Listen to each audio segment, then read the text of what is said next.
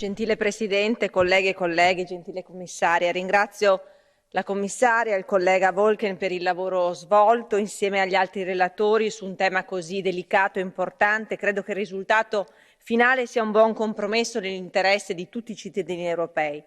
La valutazione delle tecnologie sanitarie è un passaggio estremamente delicato perché talvolta si svolge con pazienti in attesa di nuove opportunità di cure.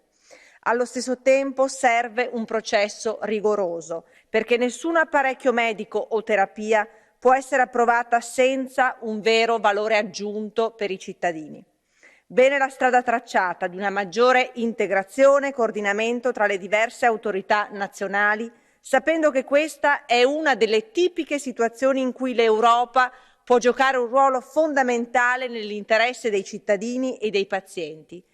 Credo che questa misura debba essere considerata come un punto di partenza, pronti ad una ulteriore integrazione a livello europeo se la situazione su questo terreno delicato lo richiedesse. Grazie.